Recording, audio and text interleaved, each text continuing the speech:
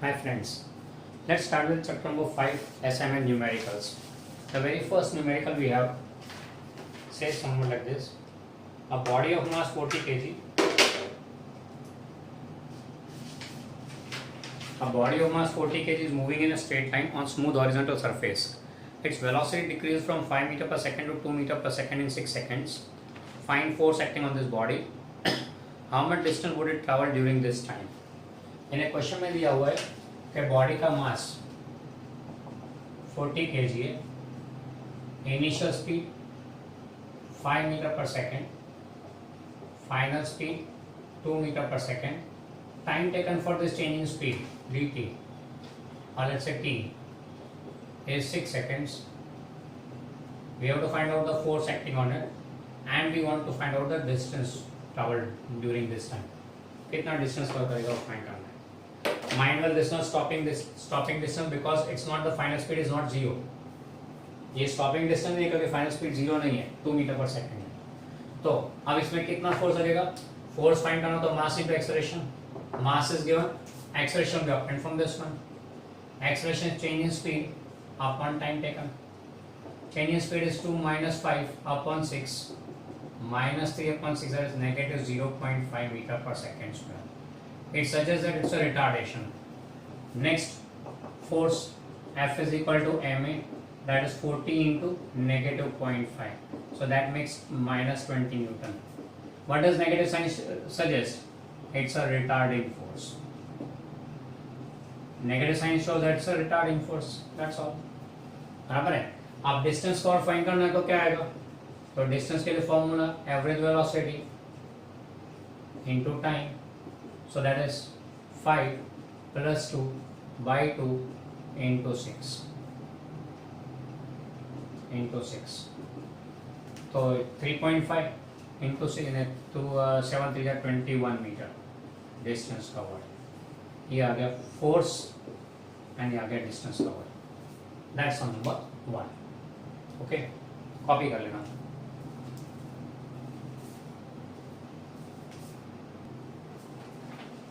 So next second sum में दिया हुआ है. When force of 45 Newton is applied on a body of mass m, acceleration is 4.5 meter per second square. Same force when applied on body of mass m dash, acceleration is 9 meter per second square. Now find acceleration produced by the same force applied on these two bodies tied together. पहले एक body के ऊपर force लगा है 45 Newton. You are given that force of 45 Newton is applied. पहले case में लिया मास m है और एक्सेलरेशन कितना प्रोड्यूस हो रहा है 4.5 मीटर पर सेकेंड स्क्वायर. तो we can get the mass कैसे? F is equal to m है, बराबर है. तो m will be equal to F upon a, 45 upon 4.5, that is 10 kg. एक केस हो गया. दूसरे केस में दिया मास m डैश, एक्सेलरेशन उस केस में कितना रहा? a dash is 9 metre per second square. तो सेम फोर्स अप्लाई किया, फोर्स सेम है, F equal to m dash a dash. तो therefore m dash will be equal to F upon a dash, that is 45 upon 9, 5 kg. ये नया mass हो गया, दूसरा mass. Now when both tied together, दोनों को join कर दिया तो नया मास कितना होगा? Let's say capital M plus m dash and that is 10 plus 5, 15 kg. Force कितना अप्लाई किया? 45 न्यूटन. एक्सेलरेशन कितना बनेगा वो पूछा, तो F is equal to ma.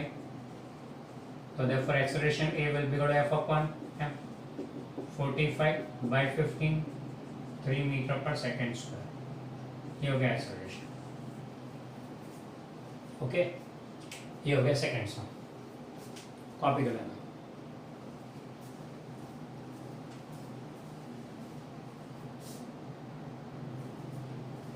Next sum third number, उसमें दिया हुआ है a ball of mass 150 gram and velocity 12 metre per second coming towards batsman is hit by him with a force of 480 Newton in such a way that the ball moves with velocity 20 meter per second in direction opposite to its original one. Find the time of contact between the ball and the bat. अब यहाँ पे दिया हुआ है कि एक ball है 150 ग्राम का 0.15 kg का बॉल 4 है सीधा, बैट्समैन ने इसको हिट किया, ये बैट है, फोर्स अप्लाई किया 480 न्यूटन, 12 मीटर पर सेकेंड की स्पीड से आ रहा था ये बॉल, रिटर्न हो गया सेम डायरेक्शन में विद स्पीड v2, तो 20 मीटर पर सेकेंड स्पीड है, पर अपोजिट डायरेक्शन से माइनस साइन ले लिया। ओके, अपोजिट डायरेक्शन से माइनस साइन ले लिया। कितने टाइम तक कांटेक्ट हो वो फाइंड करना है, टाइम ऑफ कांटेक्ट। ना force we know is equal to mass into acceleration, mass into dv by dt, so therefore dt will be equal to m into dv upon f। मास कितना है 0.15 kg, change in speed कितना है -20, sorry change in speed का magnitude mod of v2 minus v1 and upon f, ये m हो गया। So this will B 0.15 into -20 -12 upon 480, so this comes out to be 0.15 into 32 upon 480। Simplify करो this much, second with answer इतना है। Okay, सो ये हो गया regarding this. यहाँ पे टाइम फाइंड करना है, time can not be negative, इसलिए माइनस नहीं ले रहे, क्योंकि फिर फोर्स का डायरेक्शन भी वो ऑपोजिट है, इससे -4 नेगेटिव लेना पड़ता। अगर साइन कन्वेंशन लेना है, इसको सादा ब्रैकेट करना हो, तो फिर you have to take force as -480। और फिलहाल we are concern with the value, so we don't consider that direction concept here. Okay, ये हो गया रिगार्डिंग दिस सम नंबर 3। फिर चलते हैं नेक्स्ट बोर्ड के लिए।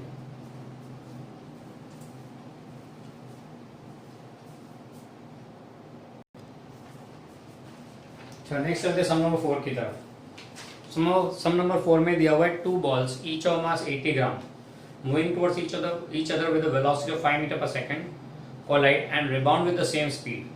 What will be the impulse of force on each ball due to the other? What is the value of change in momentum of each ball?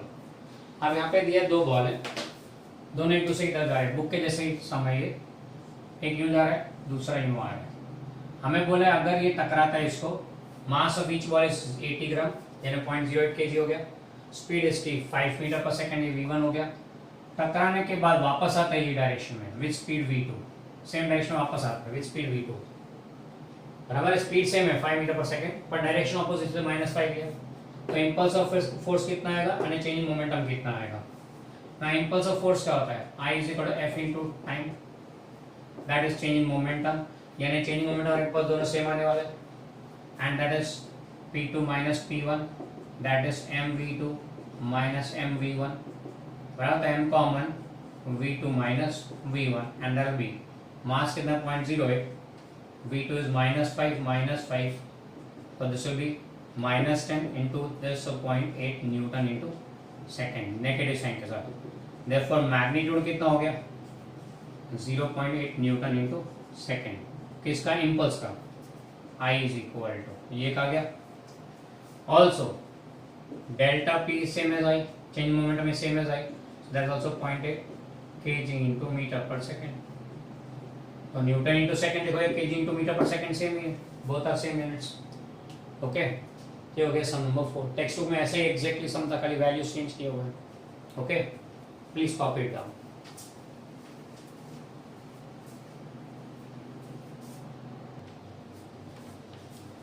अब चलते हैं fifth सम की तरफ। फिफ्थ सम में कहा गया a soldier fires bullets each of mass 50 gram from his automatic rifle with a velocity of 1000 metre per second. If he can bear a maximum force of 200 newton on his shoulder, find maximum number of bullets which he can fire in 1 second. बराबर है। यहाँ पे दिया हुआ है bullet के बारे में।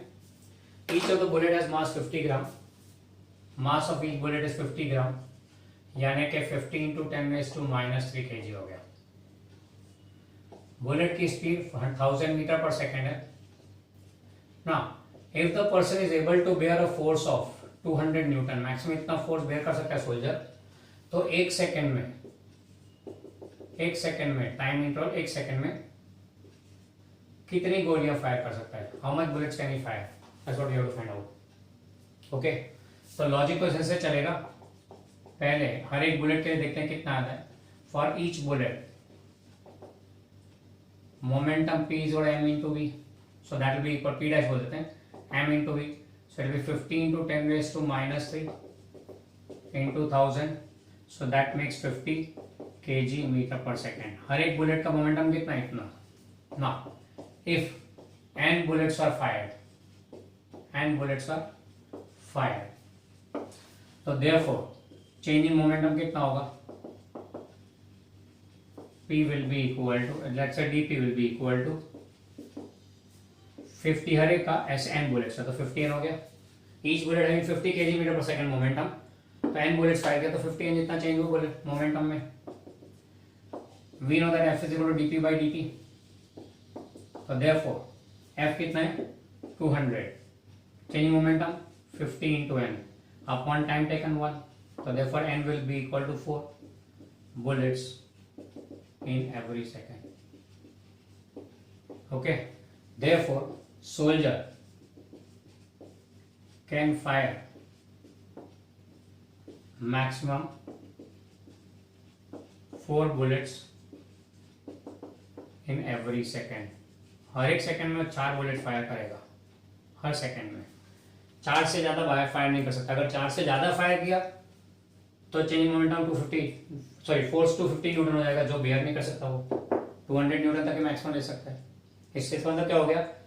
4 maximum 4 bullets he can fire in every second, not more than that. Okay, ये हो गया sum number 5। Please note it down.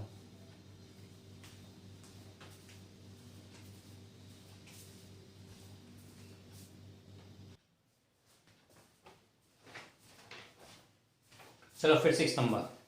A person of mass 60 kg is standing on a raft of mass 40 kg in a lake. Distance of the person from the bank is 30 meter. If the person starts running towards bank with velocity 10 meter per second, then what will be his distance? What will his distance be from bank after 1 second? Question फिर से पढ़ लेना, वैसा तो video pause करके 2 बार question पढ़ो, समझो question क्या दिया हुआ है, फिर इसका सॉल्यूशन देखना। Now, what you are given here? Suppose this is the bank of a lake. ये बैंक है, ये लेक। लेक में एक राफ्ट है। What is a raft? Raft is basically it's a boat without walls, just wooden rods. Wooden planks joined together to form a boat, and that's a raft. No walls in it. That's a basically raft. Okay, यहाँ पे पानी है। अब the person is standing here on the raft. Person यहाँ पे खड़ा है and ये पर्सन का distance from the bank is 30 metre initially. ये दिया हुआ है आपको, ये राफ्ट है, यहाँ पे person is standing on the raft, 30 meter distance है पर्सन का इनिशियली। फिर बोला कि person started running towards the bank with the speed of 10 metre per second. Person start running towards the bank with the speed of 10 metre per second. क्यों भागा? तो हमें find करना है कि 1 सेकेंड के बाद उसका डिस्टेंस कितना होगा बैंक से ना। The person covers 10 metre distance in 1 second towards the bank, यानी 10 मीटर कम होगा, तो 30 में से 10 कम हुआ 20 हुआ। हम तो बोलेंगे सीधा 20 मीटर रहेगा डिस्टेंस। देखते क्या आता है। ओके, यहाँ पे फिनोमेनन क्या हो रहा है? Person was initially standing, he started running, तो रनिंग के बाद क्या इफेक्ट है फाइंड करना है। यानी यहाँ पे एक फिनोमेनन हो रहा है रनिंग का, that is a phenomenon occurring called running. यहाँ पे रनिंग का फिनोमेनन हो रहा है, तो रनिंग से पहले रनिंग के बाद, so will be applying law of conservation of momentum in this case. तो चलो पहले शुरू करते हैं before running. Before running mass of the person is given 60 kg, mass of the raft is given 40 kg। Person की speed कितनी before running? Stationery है, 0। Raft की स्पीड कितनी? 0, वो भी स्टेशनरी है। तो total momentum initial is momentum of person with plus momentum of raft, and that comes out to be 0 before running. तो दौड़ना शुरू किया उससे पहले टोटल मोमेंटम 0 था। After the person starts running, तो मास ऑफ द पर्सन कितना होगा रनिंग के बाद? 60 kg रहेगा। तो दौड़ने से तो कोई ज्यादा फायदा होता नहीं है, हम लोग खामखा सुबह शाम दौड़ते रहते हैं कि भाई चलो शरीर वजन कम हो जाए। No, it does not affect, the mass remains the same, ऐसा इस सम में बताया हुआ है। फिर mass of the person raft is 40 kg, वो भी as it is. Now speed of the person, speed of the raft, तो राफ्ट की स्पीड क्या होगी? पर्सन आगे जा रहा है, raft will get a reaction backward direction. Person के वॉकिंग के कारण राफ्ट को पीछे की तरफ धक्का लगेगा। याद करें फिनोमेनन ऑफ वॉकिंग, पर्सन यूं पैर रखता है, जमीन को पीछे धक्का मारता है, जमीन हिल नहीं सकती, इसलिए पर्सन गोज है। पर अगर ये जमीन हिल सकती, यहाँ रैफ्ट हिल सकता है, तो पीछे की तरफ जाएगा। यानी person runs like this, the raft will go this way, let's say speed v है रैफ्ट की। ओके, स्पीड v है रैफ्ट की। ये डायरेक्शन हम लोग पॉजिटिव लेते हैं, ये डायरेक्शन को नेगेटिव ले रहे हैं, तो मतलब रैफ्ट की स्पीड v। तो पर्सन की स्पीड क्या होगी? पर्सन 10 मीटर पर सेकंड आगे जा रहा है, रेफ्ट उसे v जितना पीछे ले जा रहा है। Person is going 10 metre like this, 10 metre per second, 10 metre में जा रहा है, तो रेफ्ट v जितना उसको पीछे ले जा रहा है, रेफ्ट पे ना। तो इफेक्टिव पर्सन की स्पीड कितनी हो गई? Effective speed of person will be 10 minus v। 10 जितना आगे गया, v जितना पीछे ले गया, रेफ्ट उसे पीछे ले गया, मतलब उसका इफेक्टिव डिस्टेंस कितना, इफेक्टिव स्पीड कितना towards the bank? 10 minus v। And direction कौन सा है? Negative, so negative 10 minus v, that will be v minus 10। तो पर्सन की इफेक्टिव स्पीड कितनी है? 10 minus v towards the bank. Towards the bank is a negative sign, तो ये है। तो total momentum after running is mpvp plus mrvr, and that is 60 into v minus 10 plus 40v, that becomes out to be 100v minus 600। ये after running हुआ। चलो फिर आता है अगला step, according to law of conservation momentum क्या आएगा? pi equal to pf, don't forget to write the entire word, our entire phrase, according to law of conservation momentum। चलो एक बार लिख देता हूं मैं, according to law of conservation of momentum, pi equal to pf, pi कितना 0 है, pf कितना है 100v minus 600, तो therefore 100v is equal to 600, so therefore v will be equal to 6 meter per second। ये v किसकी speed है? Raft की। दस इफेक्टिव स्पीड ऑफ पर्सन कितना होगा? इफेक्टिव स्पीड ऑफ पर्सन कितना है? वो तो 10 माइनस वी लिया था, तो that be 10 minus 6, 4 meter per second. किस तरफ ये? Towards the bank, towards bank, यानी कि person covers 4 meter in every second. Thus person covers distance 4 meter in every second towards bank। तो पर्सन बैंक की तरफ कितना डिस्टेंस कवर करता है एवरी सेकंड में? 4 मीटर। तो नेक्स्ट है distance of person from bank after 1 second. एक सेकंड के बाद कितना होगा? तो एक सेकंड में 4 मीटर डिस्टेंस कवर किया है, तो डिस्टेंस डी विल बी 30 था, 4 कवर हुआ इफेक्टिवली, तो ओवर 26 मीटर डिस्टेंस। और ये डिस्टेंस वो पर्सन का after running in 1 second. 1 second के बाद कितना डिस्टेंस होगा? 26 जितना, क्योंकि 10 आगे गया, 6 पीछे गया, टोटल 4 ही कवर हुआ पर सेकंड, तो 4 मीटर कम होगा 30 में से, दैट इज 13.6 मीटर। इसमें ट्विस्ट ऐसा कर सकते हैं कि 2 सेकंड के बाद पूछा distance of person from bank after 2 seconds, तो 2 सेकंड में कितना कवर करेगा? 1 सेकंड में 4 मीटर, तो 2 सेकंड में 8 मीटर, तो उतना कम हो जाएगा, 30 minus 8 that is 22 metre. Clear? So that way this sum can be twisted. ये पूरा सम हो गया। कोई डाउट हो तो मुझे कॉल करना, और please copy it down as per the figure and the method which is given. Okay,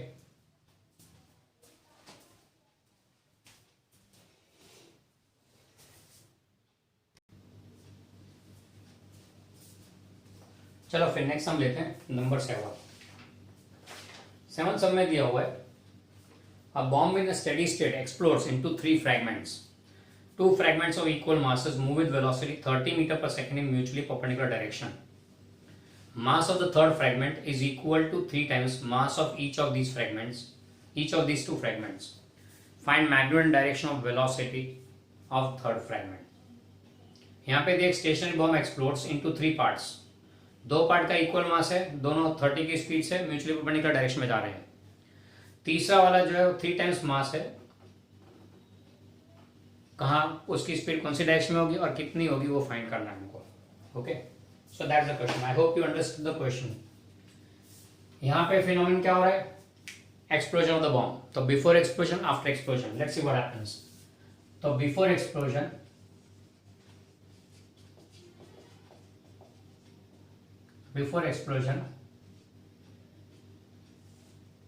mass of the bomb capital M बोल देते हैं, पता नहीं कितना है, स्पीड जीरो है क्योंकि स्टेशनरी है, तो therefore total momentum initial is m into v, that is zero. Okay, total momentum initial is zero. Sir mass नहीं दिया क्या करेंगे, कोई बात नहीं, स्पीड जीरो है ना, कुछ भी करो अल्टीमेटली तो जीरो ही होना है। इसको वेलोसिटी बोलते हैं। चलो क्योंकि डायरेक्शन आएगा यहाँ पे। फिर आफ्टर एक्सप्लोजन,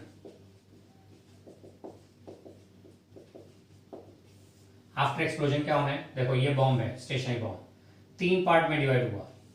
ये एक्स एक्स लेते हैं, ये वाई एक्स लेते हैं।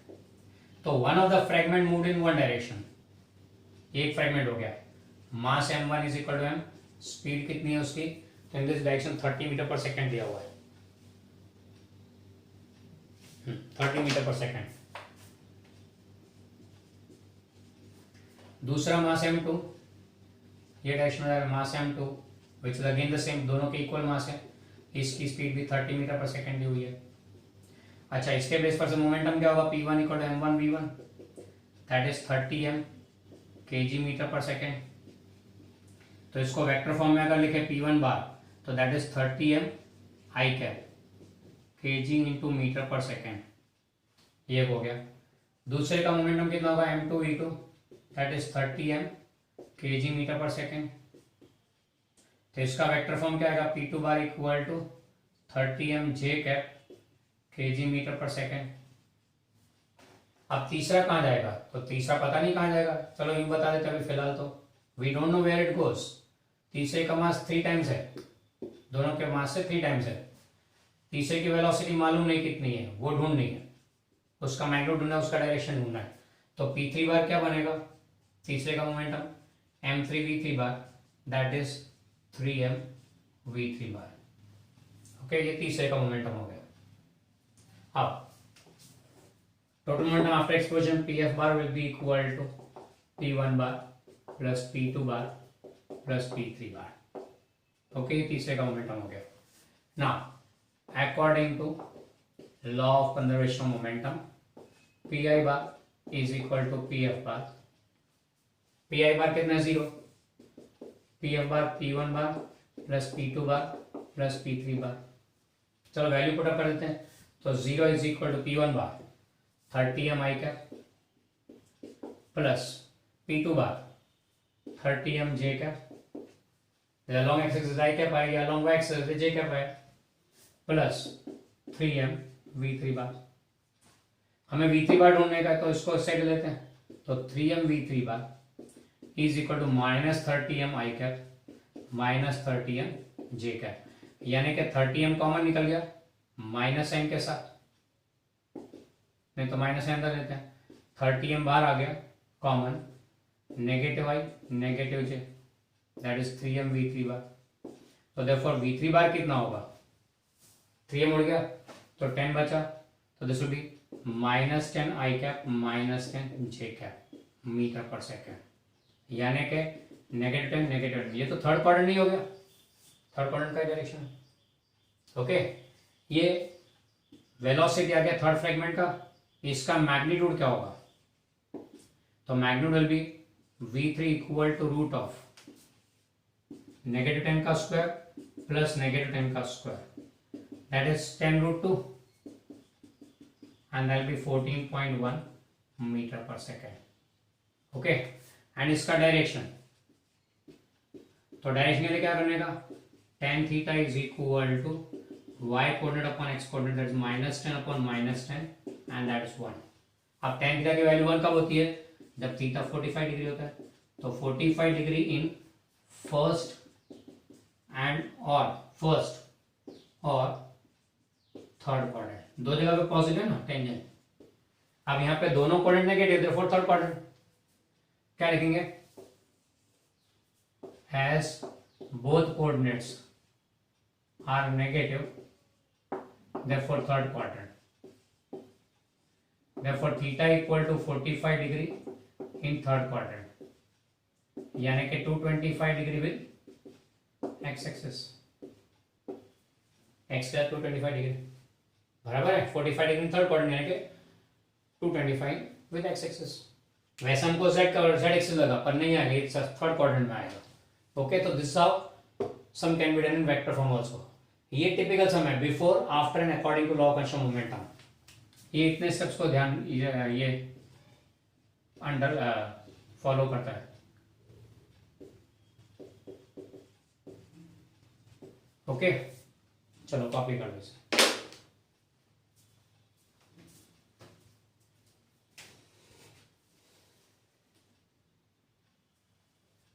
चलो फिर 8 नंबर ले लेते हैं। 8 नंबर टेक्स्ट बुक इलस्ट्रेशन 5.8 जैसे ये सेम टू सेम है, वही इलस्ट्रेशन के अगर a block is placed on the plane को धीरे धीरे एंगल बढ़ा है, इंक्लाइन किया तो block just started to move. तो किस एंगल पे block just started to move at an angle of 15 degree. तो we have to find out the friction, coefficient of friction between the two surfaces. ये incline surface है, theta angle पे, यहाँ देखो तो ब्लॉक है। हमको क्या बोले कि block just starts to slide at an angle of 15 degree. तो हमें फाइंड करना है कोएफिशिएंट ऑफ फ्रिक्शन कितना है। तो ब्लॉक पे ये इसलिए मैंने यहाँ पे रिपीट किया ताकि फोर्सेस के बारे में फिर से एक बार हम लोग रिवाइज कर सकें ना। ये ब्लॉक का मास m है, तो बाय वर्च of that a weight force mg, gravitational force acts on the downward direction, बराबर है। इसके दो कंपोनेंट, पैरेलल टू सरफेस, दूसरा परपेंडिकुलर सरफेस। अगर ये एंगल थीटा है तो ये एंगल थीटा है, तो ये हो जाएगा mg cos थीटा और ये हो जाएगा mg sin थीटा, बराबर है। mg sin theta is one who pulls the block down. यहाँ पे नॉर्मल फोर्स n आ गया which is same as mg cos theta. अब as block is coming down, friction force with in the opposite direction है, आपका direction होगा। अब block move कब करेगा जब mg sin theta becomes greater than f, यानी यहाँ पे तीन केसेस, एक तो mg sin theta bigger than f, friction force से ज्यादा हो mg sin थीटा, तो ब्लॉक मूव्स एक्सेलरेटेड मोशन करेगा डाउनवर्ड डायरेक्शन में, बराबर है। अगर mg sin theta less than f हो, यानी फ्रिक्शन फोर्स ज्यादा, ये कम है, तो स्टेशनरी रहेगा, ब्लॉक विल नॉट मूव। तो तीसरा केस क्या है, mg sin theta equal to f। अगर दोनों इक्वल हो गए तो बैलेंस यानी स्टेशनरी भी नहीं, एक्सेलरेटेड मोशन भी नहीं, यानी कि just start sliding, net force 0 हो गया, जस्ट स्टार्ट स्लाइडिंग। ओके, तो ये केस हो गया। तो अभी हमको बोला just start sliding at an angle of 15 degree, तो as block just start sliding mg sin theta is equal to f, but friction force f is given as mu into normal force, that's mu into mg cos theta. So therefore mg sin theta is equal to mu mg cos theta। क्या किया, इसको हमने यहां रख दिया, हमें चाहिए mu, तो therefore mu will be equal to mg तो cancer, sin upon cos that is tan theta। Theta दिया 15 डिग्री, तो टेंजेंट ऑफ 15 डिग्री, एंड ये आता है वैल्यू 0.2679, अप्रॉक्सीमेटली 0.27 बोल सकते हैं, बराबर है। ये हो गया सम नंबर 1, तो म्यू का वैल्यू आ गया 0.27। ओके, ये तीन कंडीशन खास याद रखना। ओके, अगर ब्लॉक डाउनवर्ड है तो फ्रिक्शन फोर्स अपवर्ड, अगर ब्लॉक अपवर्ड मूव कर रहा है तो फ्रिक्शन फोर्स डाउनवर्ड, ये याद रखना। Friction force always in direction opposite to the motion of the block. Okay, please copy it down।